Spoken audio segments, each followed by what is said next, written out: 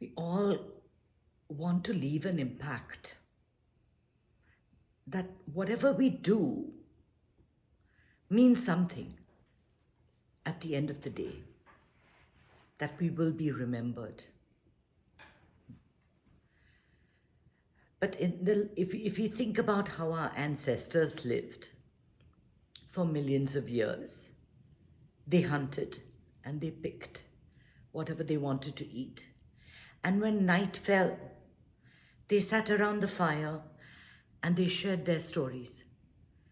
And they sang and they danced and they rested. Right? Once they had made their kill and they had enough food to eat and they had plucked enough berries and enough, fished enough. There was nothing more to do. But life's not like that anymore, is it? We want everything and we want it on our terms. We want to try everything out. We want our life that we picked for ourselves. And we want their life and their life and their life and their life too. They went to Europe. They went to Africa. They're seeing a game somewhere. They're watching a hockey game somewhere else. We want to do this. We want to do that. We want to experience everything. And it's natural that this leads to utter exhaustion. Because we can't, it's overload. It's a sensory overload. As it is in your regular day, you have so much that you have to deal with. So many people that you have to talk to. So many problems that you have to solve. And everyone has their unique problem. No one's problem is greater than the other.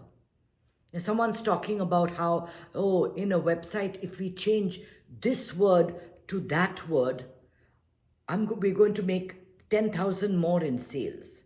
And that conversation can go on for 2 days. And they think they're doing extremely important work, right? Whereas I am thinking, if I switch out cashews for something less exciting, how will that make a change to the taste of the food, right? That's my problem. Is it less important than anybody else's problem? I don't know. Whatever situation you are in, that is your life situation. That is what you're dealing with. So in our day, we go through a lot of things that we're battling one after another, one after another, one after another. But what we try to do is, while we're doing one thing, we're trying to enjoy something else. So when we get 2 minutes respite in our conversation, that's, somebody is droning on and on in a Zoom call, you quickly make a reservation for some hotel. Or you quickly text your daughter and say, oh, how are you doing? What's happening here? Your mind is racing. I've got to do this, I've got to do that, I've got to do this, There is only that much mind energy. There is only one prana. How you use it is up to you. You can be the Rama, you can invoke the Rama in you, and you can invoke the Ravana. That's what is always said. That the energy is always one. You can use it for good things, and you can use it for not so good things. The decision is totally yours. And the ramifications also are yours. The results of everything that you do, you will have to face. Every action that you take in your life, every step that you take in your life, every experience that you have in your life opens a different door, allows a different destiny to manifest. Different things happen with each experience.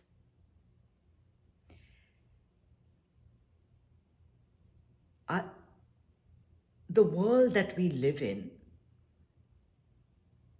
wants us to be very successful, so as the workplace has become extremely competitive, and you have to prove beyond any doubt that you are contributing and you are a very good contributor. So that eats up a lot more mind energy. What can I say that can be impactful?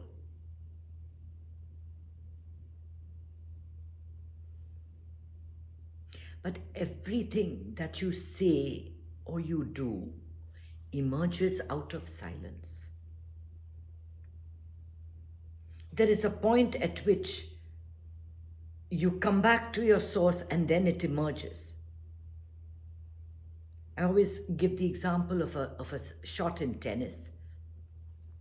It is only when you withdraw and you take your arm back, there's a point at which you just wait and then start moving and make contact with the ball. The further back your arm goes, the further out it's going to reach. Life is like that.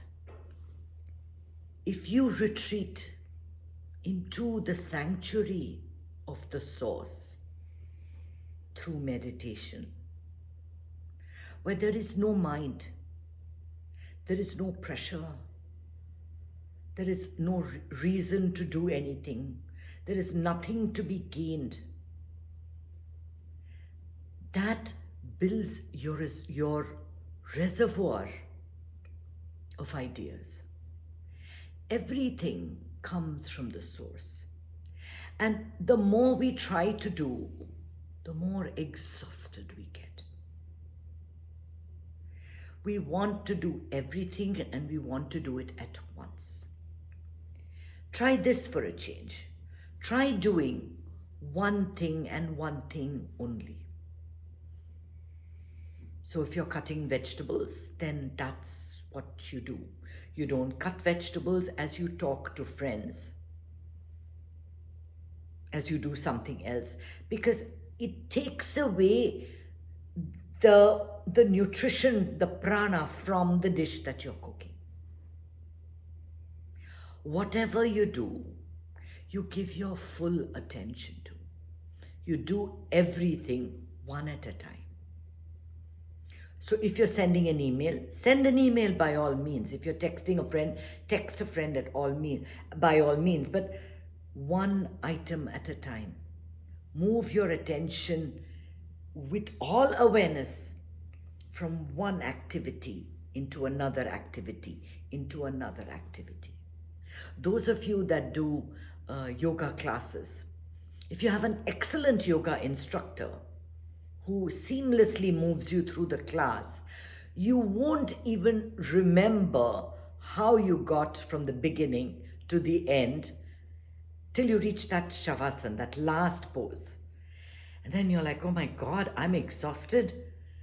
And you realize at that point that through that exercise, your mind was not shifting. You were not thinking of the things that were troubling you.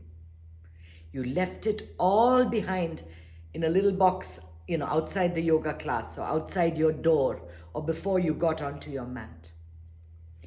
Treat every activity in your life just like that. When you're doing it, do it 100%. If you're working, work. If you're eating, eat. If you're talking to a friend, talk to a friend. But don't take one call and then switch to another call and switch to another call. It's rude, number one. I always get very offended when someone says, oh, I'm getting another call. I'm sorry, I have to call you back. Finish this call. Say what you have to say and then get on the next call. Everyone can wait 30 seconds. Do what you're doing completely with intensity, with integrity, with honesty. And you'll see that life becomes effortless. The exhaustion comes from trying to do it all at the same time. Trying to achieve more than you can. I always find that if I plan my day, that if I decide I would like in this day or in this month to do this, this, and this, it always helps me because it directs my action. See, I don't have a structured day. I don't go to work and I don't sit in front of a computer. So in order to get my stuff done, I can get very easily distracted. So, it's like I can walk towards the front door, then see a plant that has no water, then start watering the plant and leave that watering can because I see that Rajiv has left all kinds of things on the table. Then I gather up all the newspapers, and as I'm walking with the newspapers, I see an article that I like to read. So I start reading that article, and then I remember about the plant, but then something is cooking on the flame, and then I go there, and that's got burnt, and so I turn it off and decide to do it another time. But somebody else has called me on the phone and is asking me to deliver something. So you see, my day can get pretty chaotic if I don't decide to make a schedule of what to finish. We all have a lot of challenges. We all get pulled in different directions. And it's so important to make a list of things that you would like to ideally achieve in the day. But that list is not binding. That list does not end in 24 hours. All time is imposed on us. There is only here, there is only now. And we can all do everything seamlessly. So we do what you can. Your actions are directed towards what you can. And whatever doesn't get done today can always get done tomorrow. There's always another day. And again, you begin with that same enthusiasm. You start with your meditation. You begin your day with a fresh slate. You get rid of that thought that, oh my God, I did not complete what was on my list yesterday. That was yesterday's list. It doesn't exist. It's gone. You wipe that list clean and you start all over again. You do it another time. Today is always fresh. Always fresh. Today is total potential. How you make it unfold depends on what you bring to it.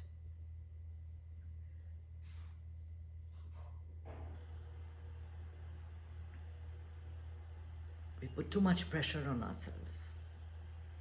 And this affects us in so many different ways. I find whenever I go in groups of, my friends, there are people that say that they get by the day with 2 or 3 hours of sleep. They don't sleep enough. And they think that this is a wonderful thing. You see, if all day you have your sympathetic nervous system raging because you're dealing with stuff all the time, and every time there's a situation, your old trauma is kicking in. Oh, I didn't get this done, I didn't get that done. And you don't even realize it, but your body is reacting. Your body is continuously reacting. If we were to do your blood work during the course of the day, you would see heightened cortisol levels, you would see heightened adrenaline levels. And I don't know what other parameters there are that measure stress. Your blood pressure will be elevated. Your heart rate will be elevated. Your breathing might be rapid. Now, the problem is you're not going to stop and check these parameters to see, oh, am I stressed all day? But trust me, it is happening. Through your work day, this is happening. So if you do not get a chance to switch off that sympathetic system, then your body will take a beating and it will show up. It will show up in disease. Something or the other will go wrong. So you need to give enough time to rest and recover. You need to get your 6 to 8 hours of sleep, and restful sleep. Not sleep where you've just watched, some stressful TV show or you've listened to the news and you go to sleep thinking, oh my God, first thing in the morning, I need to do this. You have to forget about everything, wind down 2 or 3 hours before you sleep and get into that mode of resting the body completely, because automatically at night the parasympathetic nervous system kicks in and it allows you to rest. It allows cell rejuvenation. This is important. But how can we bring that cell rejuvenation in the day? When you increase your exhale breath, automatically the parasympathetic nervous system comes into play. So you can be having, if you learn to use Ujjayi breathing in your day, through the day, and focus on lengthening your exhale as you face your day, you'll be using your parasympathetic nervous system automatically. It will be bringing down your heart rate. It will be bringing down your blood pressure. And here's a trick, an easy life hack. You can do this all the time. You can do this all the time. You don't need to be exhausted. Live each day as if this is your last. Make a success of today. When you're listening to a talk, don't be on your phone. Be here now. Do one thing at a time.